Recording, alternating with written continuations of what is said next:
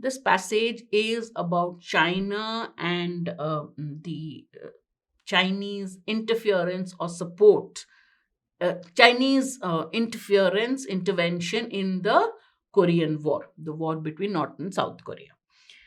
In October 1950, Chinese troops under the name of Chinese People's Volunteer Army crossed the Yalu River to assist North Korean armies and engaged in the Korean War in an offensive manner after the US troops crossed the 38th parallel. One central question, not the Korean War, it's more about US Korea, right? The Korean War. And one central question immediately arises with regard to the Chinese interventions. After the US troops crossed the 38th parallel, Chinese troops went and assisted North Korea. One central question arises with regard to the Chinese intervention. Why did the newly established PRC decide to send its troop to engage in a war that was not even taking place in its territory? Territory is China. China's new government is there. They've sent troops to Korea. The issue is amazingly puzzling when one considers the fact that the economy of the PRC was in shatters. Chinese economy was in shatters. High inflation, extremely tight fiscal budget, and the lack of material resources. The internal security and authority of the regime was under threat by various acts of sabotage undertaken by remaining KMT agents, and the enemy China faced was far stronger in terms of military equipment and logistical supply. All these reasons went against Chinese intervention in the Korean War. The moment the US crossed the 38th parallel from South to North Korea, it has moved. China sent its troops. Why did it do that? Its economy was in shambles, its internal security was not good, it faced an opponent which was far mightier than it in both military equipment and logistical supply. Still, why did it send its army across?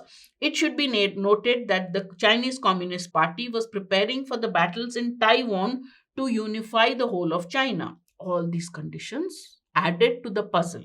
In general, the conditions were highly unfavorable for an intervention operation.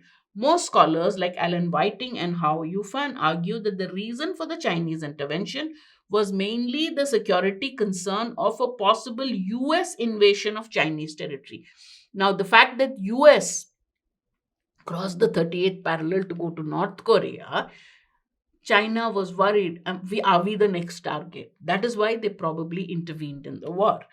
Others like Sergei Goncharov and John Lewis put more emphasis on the influence of individual leaders like Mao Zedong.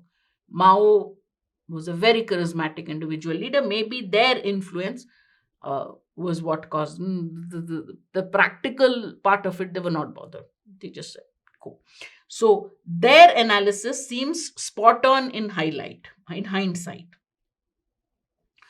On 25th June 1950, the North Korean army led by Kim Seok-sung launched an offensive against South Korea. Although newly emerged evidence indicates that there was an exchange of views between Kim, Mao, and Stalin on the North's plan of military invasion, several signs indicate that China was still not prepared for an invasion. One example would be that the CCCP started a large campaign of demobilization of the PLA 5 days before the outbreak of the conflict. So, though Mao and Stalin and the North Korean head talked about, had a meeting, evidence shows that China was not prepared for this invasion of North Korea against South Korea, where the US helped South Korea and China helped North Korea. No, the background, the context is being set. But China was still not prepared for the invasion. How do you know China was not prepared for this invasion? One example would be that the CCCP started a large campaign of demobilization of PLA 5 days before the outbreak of a campaign. You would mobilize your troops. Why would you demobilize your troops before a conflict? That means they were not prepared for the conflict. So 1.4 million of the PLA was supposed to be demobilized. As a result, the border area near the Yalu River was left with only one army unit, which was stationed there for crop production purposes. So the reason they had one army unit there, they demobilized most of their troops. That one unit was just kept there for crop production purposes.